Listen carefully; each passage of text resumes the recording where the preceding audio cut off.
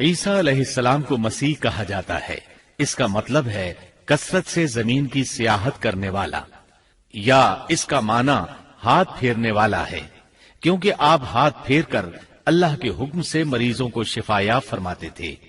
آپ کی پیدائش اللہ تعالیٰ کا ایک بہت عظیم معجزہ ہے۔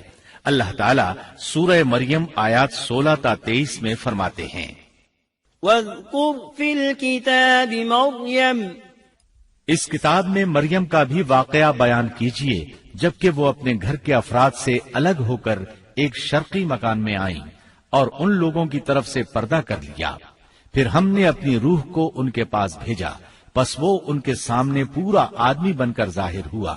یہ کہنے لگی، میں تجھ سے رحمان کی پناہ مانگتی ہوں اگر تو کچھ بھی اللہ سے ڈرنے والا ہے۔ اس نے جواب دیا کہ میں تو اللہ کا بھیجا ہوا قاصد ہوں، تجھے ایک پاکیزہ لڑکا دینے آیا ہوں۔ کہنے لگی، بھلا میرے ہاں بچہ کیسے ہو سکتا ہے؟ مجھے تو کسی انسان کا ہاتھ تک نہیں لگا اور نہ میں بدکار ہوں۔ اس نے کہا، بات تو یہی ہے، لیکن تیرے پروردگار کا ارشاد ہے کہ وہ مجھ پر بہت ہی آسان ہے، ہم تو اسے لوگوں کے لیے ایک نشانی بنا دیں گے اور اپنی خاص رحمت۔ یہ تو ایک طے شدہ بات ہے۔ پس وہ حمل سے ہو گئیں اور اسی وجہ سے وہ یکسو ہو کر ایک دور کی جگہ چلی گئیں۔ پھر درد ذہ اسے ایک کھجور کے تنے کے نیچے لے آیا اور بے ساختہ زبان سے نکل گیا کہ کاش میں اس سے پہلے ہی مر گئی ہوتی اور لوگوں کی یاد سے بھی بھولی بسری ہو جاتی۔ سیدہ مریم بہت عبادت گزار تھی۔ انہوں نے اپنے اور لوگوں کے درمیان آڑ بنا لی تھی۔ انہیں کھانا بھی پردے کے پیچھے سے پکڑایا جاتا۔ اللہ تعالیٰ کی طرف سے بھی انہیں خاص رزق مل رہا تھا۔ اس حالت میں جبریل علیہ السلام ان کے پاس آئے۔ انہوں نے ان کے گریبان میں اللہ کے حکم سے پھونک ماری، اس سے انہیں حمل ٹھہر گیا۔ ولادت کا وقت آیا تو آپ لوگوں سے بہت دور یعنی بیت اللحم چلی گئیں۔ وہیں انہیں درد ذہ شروع ہوا، تب کہنے لگی، کاش میں اس سے پہلے مر جاتی۔ اللہ تعالیٰ کی طرف سے ارشاد ہوا، سورہ مریم آیات 24 تا 28 میں ہے، اتنے میں اسے نیچے سے ہی آواز دی کہ آزردہ خاطر نہ ہو، تیرے رب نے تیرے پاؤں تلے ایک چشمہ جاری کر دیا ہے، اور اس کھجور کے تنے کو اپنی طرف ہلا، یہ تیرے سامنے تر و تازہ پکی کھجوریں گرا دے گا۔ اب چین سے کھا پی اور آنکھیں ٹھنڈی رکھ۔ اگر تجھے کوئی انسان نظر پڑ جائے تو کہہ دینا کہ میں نے اللہ رحمان کے نام کا روزہ مان رکھا ہے، میں آج کسی شخص سے بات نہ کروں گی۔ اب عیسیٰ کو لیے ہوئے وہ اپنی قوم کے پاس آئیں۔ سب کہنے لگے، مریم تو نے بڑی بری حرکت کی، اے ہارون کی بہن، نہ تو تیرا باپ برا آدمی تھا اور نہ تیری ماں بدکار تھی۔ یہاں ہارون سے مراد موسیٰ علیہ السلام کے بھائی ہارون علیہ السلام مراد نہیں، بلکہ مریم علیہ السلام کے ایک بھائی کا نام ہارون تھا۔ قوم کی باتیں سن کر مریم علیہ السلام خاموش رہی اور بچے کی طرف اشارہ کر دیا کہ اس سے بات کر لو۔ وہ کہنے لگے، بھلا گود کا بچہ کیسے بات کر سکتا ہے؟ سورہ مریم آیت 29 میں ہے، بچہ بول اٹھا، میں اللہ تعالیٰ کا بندہ ہوں، اس نے مجھے کتاب عطا فرمائی اور مجھے اپنا پیغمبر بنایا ہے، اور اس نے مجھے بابرکت کیا ہے جہاں بھی میں ہوں، اور اس نے مجھے نماز اور زکوٰۃ کا حکم دیا ہے جب تک بھی میں زندہ رہوں، اور اس نے مجھے اپنی والدہ کا خدمت گزار بنایا ہے اور مجھے سرکش اور بدبخت نہیں کیا، اور مجھ پر میری پیدائش کے دن اور میری موت کے دن اور جس دن کہ میں دوبارہ زندہ کھڑا کیا جاؤں گا سلام ہی سلام ہے۔ اللہ تعالیٰ نے عیسیٰ علیہ السلام کی اس گفتگو کے بعد فرمایا، یہ ہے صحیح واقعہ عیسیٰ ابن مریم کا، یہی وہ حق بات ہے جس میں لوگ شک و شبہ میں مبتلا ہیں۔ اللہ کے لیے اولاد کا ہونا لائق نہیں، وہ تو بالکل پاک ذات ہے۔ وہ تو جب کسی کام کے سر انجام دینے کا ارادہ کرتا ہے تو اسے کہہ دیتا ہے کہ ہو جا، وہ اسی وقت ہو جاتا ہے۔ میرا اور تم سب کا پروردگار صرف اللہ ہی ہے، تم سب اسی کی عبادت کرو، یہی سیدھی راہ ہے۔ اس طرح عیسیٰ علیہ السلام کی ولادت بغیر باپ کے ہوئی۔ اس معجزے کے بعد کئی فرقے گمراہ ہوئے اور کہا کہ مریم اللہ تعالیٰ کی بیوی ہے۔ اس بات کی تردید کرتے ہوئے اللہ تعالیٰ سورۃ الجن آیت 3 میں فرماتے ہیں، بے شک وہ لوگ کافر ہو گئے جن کا قول ہے کہ مسیح ابن مریم ہی اللہ ہے، حالانکہ خود مسیح نے ان سے کہا تھا کہ اے بنی اسرائیل، اللہ ہی کی عبادت کرو جو میرا اور تمہارا سب کا رب ہے۔ یقین مانو کہ جو شخص اللہ کے ساتھ شریک ٹھہراتا ہے اللہ تعالیٰ نے اس پر جنت حرام کر دی ہے، اس کا ٹھکانہ جہنم ہی ہے، اور گناہ گاروں کی مدد کرنے والا کوئی نہ ہوگا۔ وہ لوگ بھی یقیناً کافر ہو گئے جنہوں نے کہا اللہ تین میں سے تیسرا ہے۔ دراصل اللہ تعالیٰ کے سوا کوئی معبود نہیں۔ اگر یہ لوگ اپنے اس قول سے باز نہ رہے تو ان میں سے جو کفر پر رہیں گے انہیں المناک عذاب ضرور پہنچیں گے۔ یہ لوگ اللہ تعالیٰ کی طرف کیوں نہیں جھکتے اور استغفار کیوں نہیں کرتے؟ اللہ تعالیٰ تو بہت ہی بخشنے والا اور بڑا ہی مہربان ہے۔ مسیح ابن مریم سوائے پیغمبر ہونے کے اور کچھ بھی نہیں۔ ان سے پہلے بھی بہت سے پیغمبر گزر چکے ہیں۔ ان کی والدہ ایک راست باز عورت تھی، دونوں ماں بیٹا کھانا بھی کھایا کرتے تھے۔ آپ دیکھیے کہ کس طرح ہم ان کے سامنے دلیلیں رکھتے ہیں، پھر غور کیجئے کہ کس طرح وہ پھرے جاتے ہیں۔ اللہ تعالیٰ نے ان آیات میں عیسائیوں کے عقیدے کا رد کیا ہے، کیونکہ وہ مریم اور عیسیٰ علیہ السلام کو بھی اللہ کا حصہ مانتے ہیں۔ سورہ اخلاص میں بھی ان کے عقیدے کا ان الفاظ میں رد کیا گیا ہے۔ آپ کہہ دیجئے وہ اللہ ایک ہے، اللہ بے نیاز ہے، نہ اس سے کوئی پیدا ہوا اور نہ وہ کسی سے پیدا ہوا، اور نہ کوئی اس کا ہمسر ہے۔ لوگوں نے جب مریم علیہ السلام پر تہمت لگائی، انہیں بدکار کہا، تب اللہ نے فرمایا، سورۃ النساء آیت 156 میں ہے، اور ان کے کفر کے باعث اور مریم پر بہت بڑا بہتان باندھنے کے باعث ہم نے ان پر لعنت کی۔ اسی طرح سورہ آل عمران آیت 59 میں اللہ تعالیٰ فرماتے ہیں، اللہ کے نزدیک عیسیٰ کی مثال ہو بہو آدم کی مثال ہے، جسے مٹی سے پیدا کر کے کہہ دیا کہ ہو جا، پس وہ ہو گیا۔ عیسائیوں کا مریم اور عیسیٰ علیہ السلام کے بارے میں یہ بہت بڑا جھوٹ ہے کہ عیسیٰ علیہ السلام اللہ کے بیٹے اور مریم اللہ کی بیوی ہیں۔ اللہ تعالیٰ سورہ مریم آیت 88 تا 95 میں فرماتے ہیں، ان کا قول تو یہ ہے کہ اللہ رحمان نے بھی اولاد اختیار کی ہے، یقیناً تم بہت بری اور بھاری چیز لائے ہو۔ قریب ہے کہ اس بہتان کی وجہ سے آسمان پھٹ جائیں اور زمین شق ہو جائے اور پہاڑ ریزہ ریزہ ہو جائیں کہ وہ رحمان کی اولاد ثابت کرنے بیٹھیں۔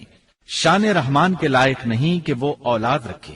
آسمانوں اور زمین میں جو بھی ہیں سب کے سب اللہ کے غلام بن کر ہی آنے والے ہیں۔ ان سب کو اس نے گھیر رکھا ہے اور سب کو پوری طرح گن بھی رکھا ہے۔ یہ سارے کے سارے قیامت کے دن اکیلے اس کے پاس حاضر ہونے والے ہیں۔ اللہ تعالیٰ سورۃ الانعام آیت 101 میں فرماتے ہیں، وہ آسمانوں اور زمین کا موجد ہے، اللہ تعالیٰ کے ہاں اولاد کہاں ہو سکتی ہے، حالانکہ اس کی کوئی بیوی تو ہے ہی نہیں، اور اللہ تعالیٰ نے ہر چیز کو پیدا کیا ہے اور وہ ہر چیز کو خوب جانتا ہے۔ اسی طرح اللہ تعالیٰ سورۃ الزخرف آیت 81 میں فرماتے ہیں، آپ کہہ دیجئے کہ اگر بالفرض رحمان کی اولاد ہوتی تو میں سب سے پہلے عبادت کرنے والا ہوتا۔ مطلب یہ کہ تم بغیر کسی دلیل کے ایسی بات کہے جا رہے ہو۔ عیسیٰ علیہ السلام پرورش پاتے رہے، آپ کی پرورش بیت اللحم میں ہوئی۔ آپ نے بچپن ہی میں کافی علم حاصل کر لیا، کیونکہ آپ کو اور آپ کی والدہ کو اللہ تعالیٰ نے جہان والوں کے لیے اپنی قدرت کی نشانی ٹھہرایا ہے۔ اللہ تعالیٰ سورۃ المؤمنون آیت 50 میں فرماتے ہیں، اور ہم نے ابن مریم اور ان کی والدہ کو ایک نشانی بنایا اور ان دونوں کو بلند اور صاف قرار والی اور جاری پانی والی جگہ میں پناہ دی۔ علماء کہتے ہیں کہ مریم علیہ السلام بیت اللحم سے بیت المقدس کی طرف منتقل ہو گئیں۔ بیت المقدس کے پاس ایک اونچی جگہ تھی، اس میں پانی کا چشمہ بھی تھا اور پھل بھی تھے۔ عیسیٰ علیہ السلام بڑے ہو گئے، ان میں علم و حکمت اور اصلاح کی علامات واضح ہو رہی تھیں، لیکن ابھی تک آپ کو نبوت نہیں ملی تھی، یہاں تک کہ آپ کی عمر 30 سال ہو گئی۔ تب اللہ تعالیٰ نے آپ کو انجیل عطا فرمائی۔ اس کے بعد آپ نے اللہ کے رسول کی حیثیت سے دین کی دعوت شروع کی۔ اللہ تعالیٰ سورۃ المائدہ آیت 46 میں فرماتے ہیں، اور ہم نے ان کے پیچھے عیسیٰ ابن مریم کو بھیجا جو اپنے سے پہلے کی کتاب تورات کی تصدیق کرنے والے تھے، اور ہم نے انہیں انجیل عطا فرمائی جس میں نور اور ہدایت تھی، اور وہ اپنے سے پہلے کی کتاب تورات کی تصدیق کرتی تھی اور پرہیزگار لوگوں کے لیے سراسر ہدایت اور نصیحت تھی۔ اکثر مفسرین کا اس پر اتفاق ہے کہ عیسیٰ علیہ السلام کو 30 سال کی عمر میں انجیل عطا کی گئی، ساتھ ہی اللہ تعالیٰ نے انہیں عظیم معجزات عطا فرمائے۔ سورہ آل عمران آیت 48 اور 49 میں اللہ تعالیٰ فرماتے ہیں، اور اللہ اسے لکھنا اور حکمت اور تورات اور انجیل سکھلائے گا، اور وہ بنی اسرائیل کی طرف رسول ہوگا کہ میں تمہارے پاس تمہارے رب کی نشانی لایا ہوں۔ میں تمہارے لیے پرندے کی شکل کی طرح مٹی کا پرندہ بناتا ہوں، پھر اس میں پھونک مارتا ہوں تو وہ اللہ تعالیٰ کے حکم سے پرندہ بن جاتا ہے، اور اللہ کے حکم سے میں مادرزاد اندھے کو اور کوڑھی کو اچھا کر دیتا ہوں، اور مردے کو جلا دیتا ہوں، اور جو کچھ تم کھاؤ اور جو اپنے گھروں میں ذخیرہ کرو میں وہ تمہیں بتا دیتا ہوں۔ اس میں تمہارے لیے بہت بڑی نشانی ہے اگر تم ایماندار ہو۔ اس طرح عیسیٰ علیہ السلام بنی اسرائیل کی طرف مبعوث ہوئے۔ تمام نبی کسی خاص قوم کی طرف مبعوث ہوئے ہیں، جبکہ نبی اکرم صلی اللہ علیہ وسلم تمام انسانوں اور جنوں کے لیے رسول بنا کر بھیجے گئے۔ یہ آپ کی خصوصیات میں سے ایک امتیازی خصوصیت ہے۔ اللہ تعالیٰ نے عیسیٰ ابن مریم علیہ السلام کو عظیم معجزات عطا فرمائے۔ پیدائشی اندھا بینا ہو جاتا، کوڑھی کا کوڑھ دور ہو جاتا، برس والے کے جسم پر ہاتھ پھیر دیتے تو اس کا برس ختم ہو جاتا، مٹی کے پرندے بنا کر پھونک مارتے تو وہ اڑنے لگتے۔ لیکن سب سے بڑا معجزہ اللہ تعالیٰ نے آپ کو یہ عطا فرمایا کہ آپ نے اللہ کے حکم سے مردوں کو زندہ کیا۔ سورہ آل عمران آیت 50 اور 51 میں ہے، اور میں تورات کی تصدیق کرنے والا ہوں جو مجھ سے پہلے ہے، اور میں اس لیے آیا ہوں کہ تم پر بعض وہ چیزیں حلال کر دوں جو تم پر حرام کر دی گئی ہیں، اور میں تمہارے پاس تمہارے رب کی نشانیاں لایا ہوں، اس لیے تم اللہ سے ڈرو اور میری فرمانبرداری کرو، یقین مانو کہ میرا اور تمہارا رب اللہ ہی ہے، تم سب اسی کی عبادت کرو، یہی سیدھی راہ ہے۔ لوگوں نے تمام نشانیاں دیکھی لیکن پھر بھی کفر پر ڈٹے رہے، عیسیٰ علیہ السلام کی تکذیب کرتے رہے۔ اللہ تعالیٰ سورہ آل عمران آیت 52 میں فرماتے ہیں، مگر جب عیسیٰ نے ان کا کفر محسوس کر لیا تو کہنے لگے اللہ کی راہ میں میری مدد کرنے والا کون ہے؟ حواریوں نے جواب دیا کہ ہم اللہ کی راہ کے مددگار ہیں، ہم اللہ پر ایمان لائے اور آپ گواہ رہیے کہ ہم تابعدار ہیں۔ سورۃ الصف میں اللہ تعالیٰ عیسیٰ علیہ السلام کی زبانی فرماتے ہیں کہ انہوں نے ایمانداروں کو مخاطب کر کے کہا، اے ایمان والو تم اللہ کے مددگار بن جاؤ، جس طرح مریم کے بیٹے عیسیٰ نے حواریوں سے فرمایا کہ کون ہے جو اللہ کی راہ میں میرا مددگار بنے؟ حواریوں نے کہا ہم اللہ کی راہ میں مددگار ہیں۔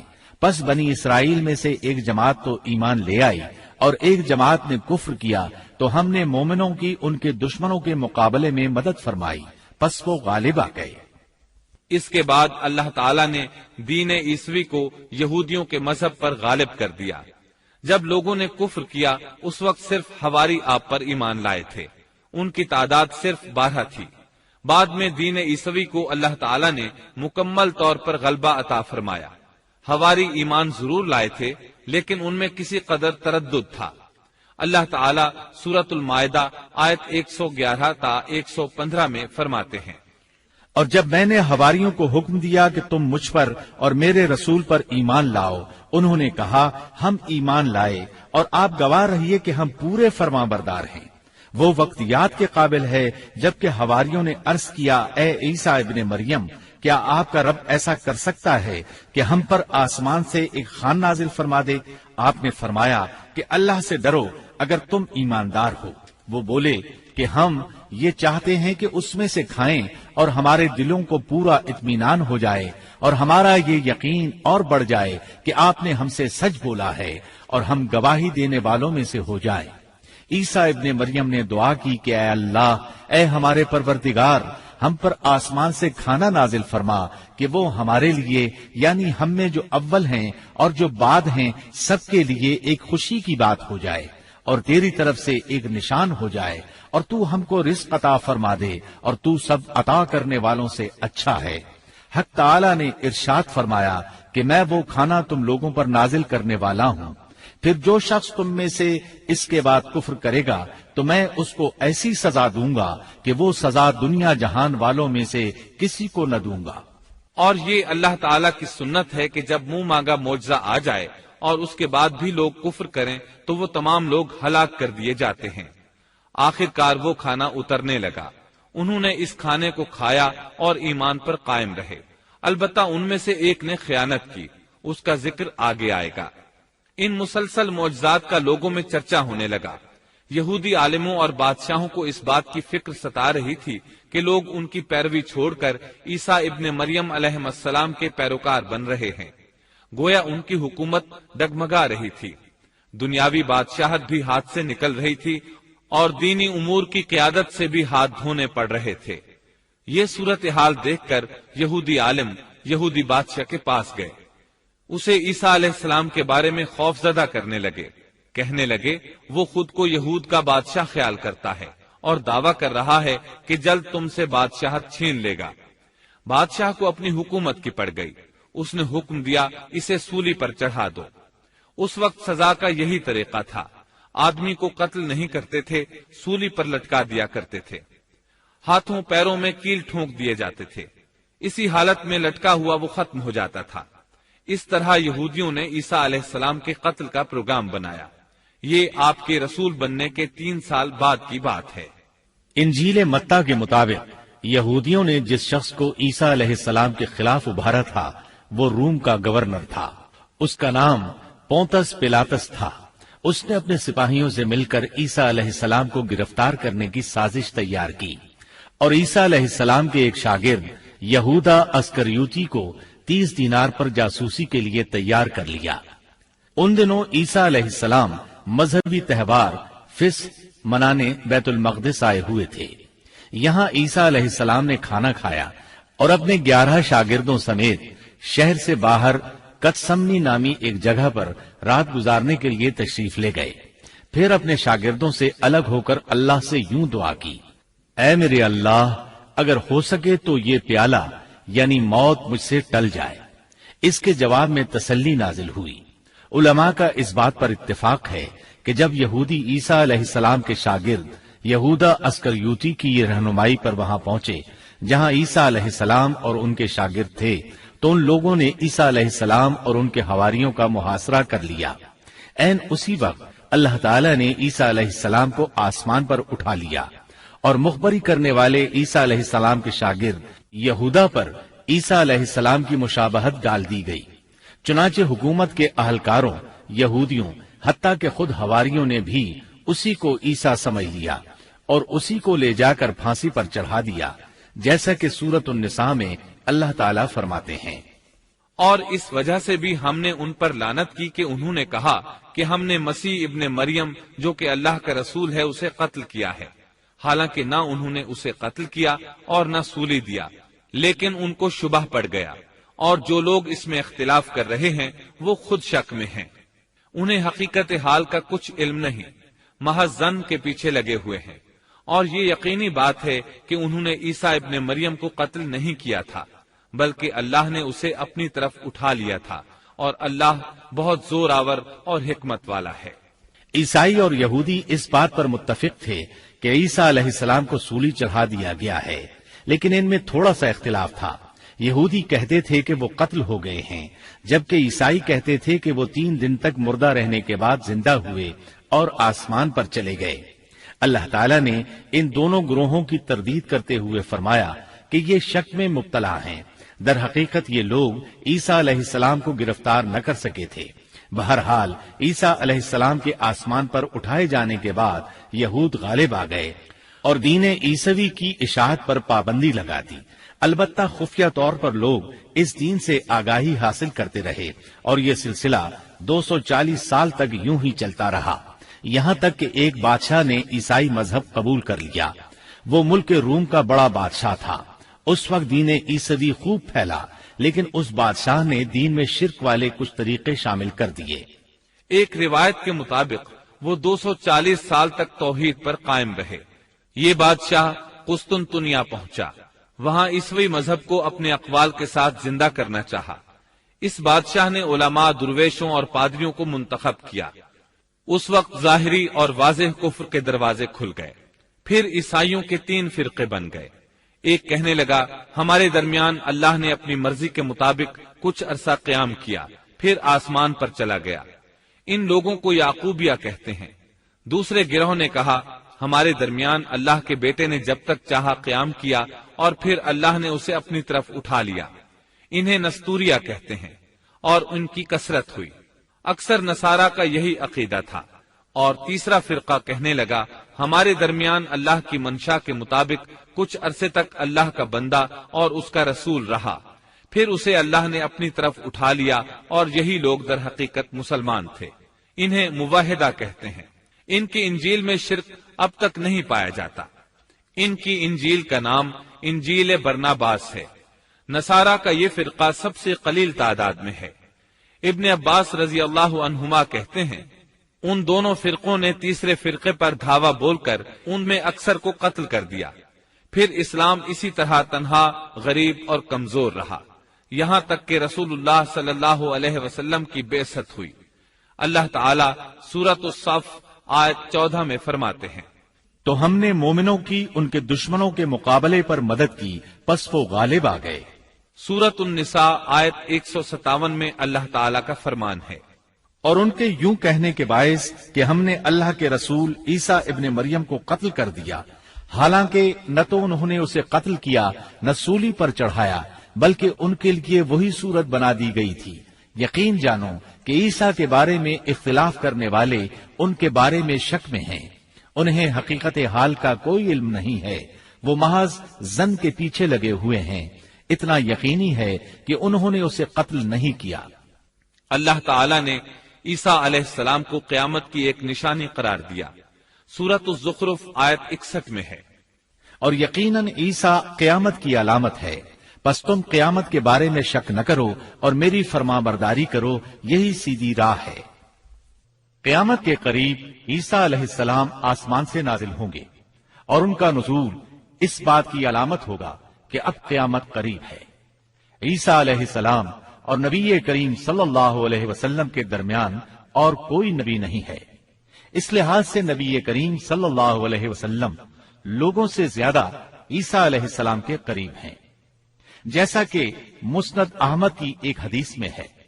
نبی اکرم صلی اللہ علیہ وسلم نے فرمایا انبیاء کرام سب ایک باپ کے بیٹے بھائی کی طرح ہیں، مائیں جدا جدا اور دین ایک ہے، اور تمام لوگوں سے زیادہ عیسیٰ کے نزدیک میں ہوں، کیونکہ میرے اور ان کے درمیان کوئی نبی نہیں ہے۔ نبی کریم صلی اللہ علیہ وسلم اور عیسیٰ علیہ السلام کی درمیانی مدت قریباً 560 سال ہے۔ آپ فرماتے ہیں وہ بہت جلد نازل ہوں گے، جب تم انہیں دیکھو گے تو پہچان لوگے۔ وہ درمیانے قد کے ہیں، ان کا چہرہ سفید اور سرخی مائل ہے، ان کے سر کے بال سیدھے ہیں، ان کے بالوں سے پانی کے قطرے گرتے محسوس ہوں گے، حالانکہ ان کا سر بالکل خشک ہوگا۔ وہ مسجد دمشق کے سفید منارے پر اتریں گے، صلیب کو توڑ دیں گے، خنزیر کو قتل کر دیں گے، جزیے کو ختم کر دیں گے، عیسائیت سمیت تمام باطل دینوں کو ختم کر دیں گے، نصرانیت کی تمام علامات مثلاً صلیب اور خنزیر کا خاتمہ کر دیں گے۔ ان کے زمانے میں تمام مذہب ختم ہو جائیں گے، صرف اسلام باقی رہ جائے گا۔ دجال کو بھی اللہ عیسیٰ علیہ السلام کے ہاتھوں قتل کرا دیں گے۔ پوری زمین پر صرف اسلام ہوگا، ساری زمین امن کا گہوارہ بن جائے گی، یہاں تک کہ بکری اور شیر مل کر زندگی بسر کریں گے، بچے سانپوں سے کھیلیں گے، کوئی کسی کو تکلیف نہیں پہنچائے گا۔ عیسیٰ علیہ السلام زمین پر 40 سال قیام کریں گے، پھر آپ کی وفات ہو جائے گی۔ مسلمان آپ کی نماز جنازہ ادا کر کے آپ کو دفن کریں گے۔ قیامت کے دن اللہ تعالیٰ ان سے فرمائیں گے، سورۃ المائدہ آیات 116 اور 117 میں ہے۔ اور وہ وقت بھی قابل ذکر ہے جب اللہ فرمائے گا کہ عیسیٰ ابن مریم، کیا تم نے ان لوگوں سے کہا تھا کہ مجھے اور میری ماں کو بھی اللہ کے علاوہ معبود قرار دے لو؟ عیسیٰ عرض کریں گے کہ تو پاک ہے، مجھے کسی طرح لائق نہ تھا کہ میں ایسی بات کہتا جس کے کہنے کا مجھے کوئی حق نہیں۔ اگر میں نے کہا ہوگا تو تجھے اس کا علم ہوگا، تو میرے دل کے اندر کی بات بھی جانتا ہے، اور جو کچھ تیرے نفس میں ہے میں اس کو نہیں جانتا۔ तमाम गैबों का जानने वाला तू ही है।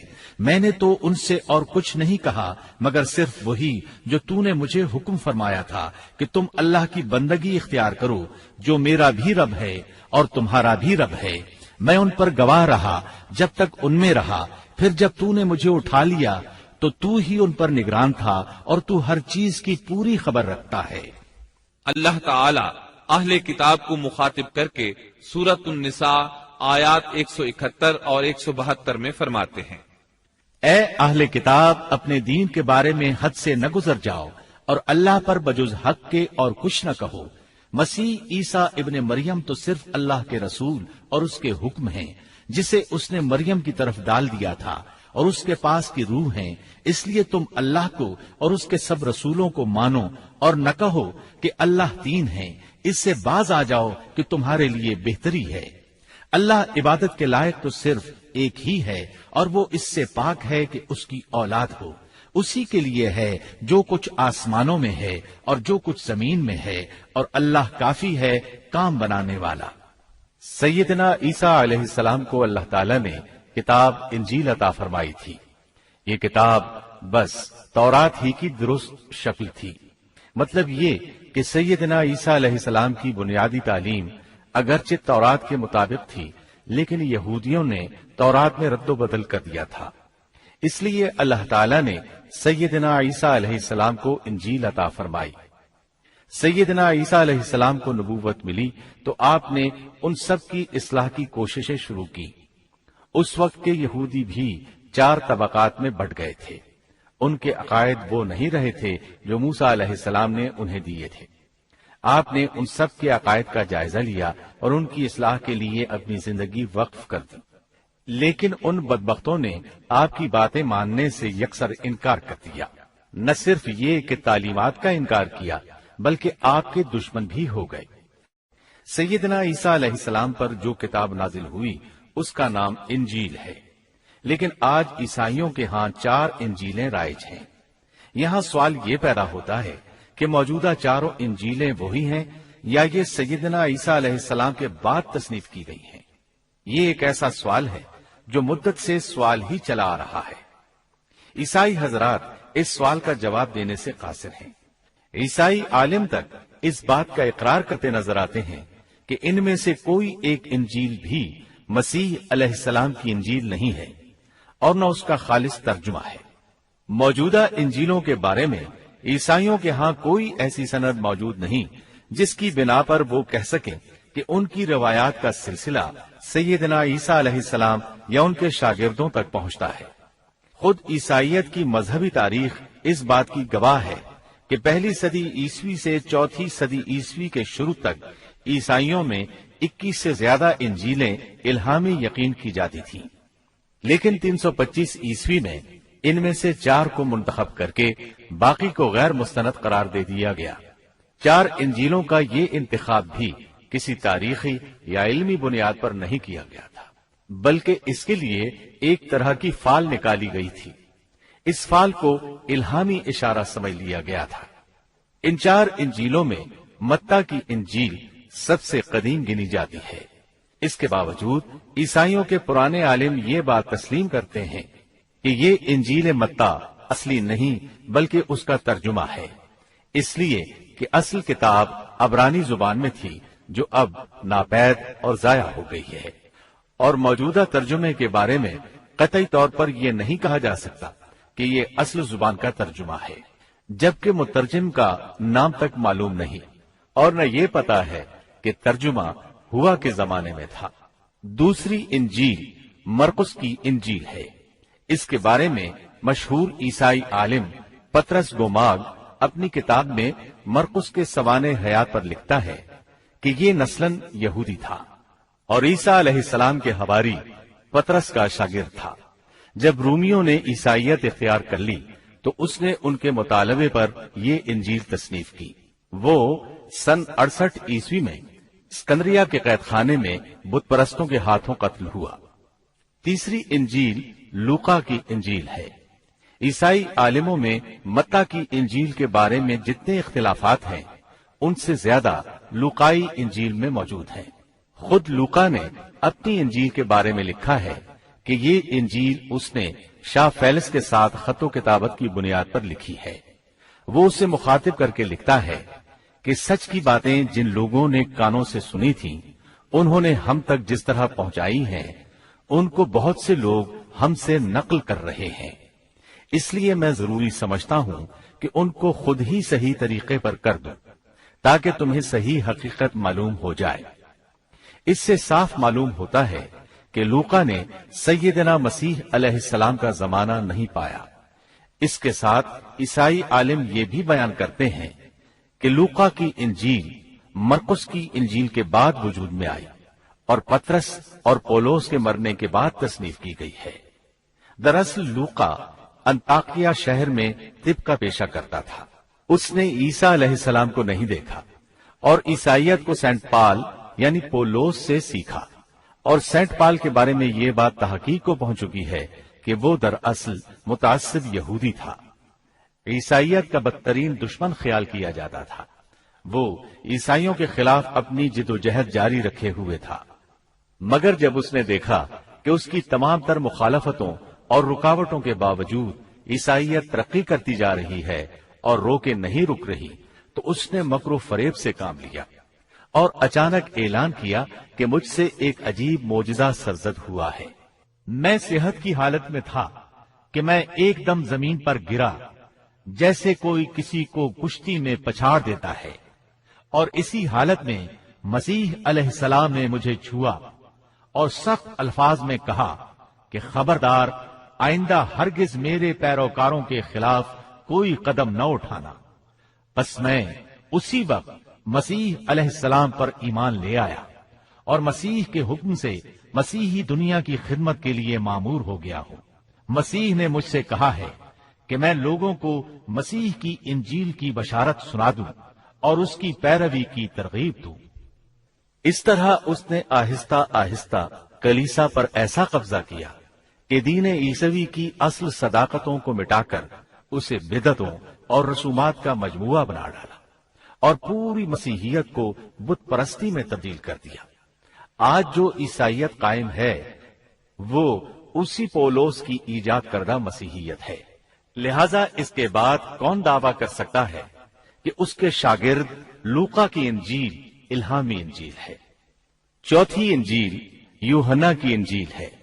اس کے بارے میں عیسائیوں کا عام عقیدہ ہے کہ یہ سیدنا عیسیٰ علیہ السلام کے محبوب شاگرد یوحنا زبدی کی تالیف ہے۔ یوحنا عیسیٰ علیہ السلام کے 12 حواریوں میں سے ایک تھا۔ یوحنا کی انجیل کو ان کی انجیل کہا جاتا ہے، لیکن خود عیسائی عالموں کا یہ دعویٰ ہے کہ یوحنا کی انجیل خود یوحنا کی تصنیف کردہ نہیں ہے۔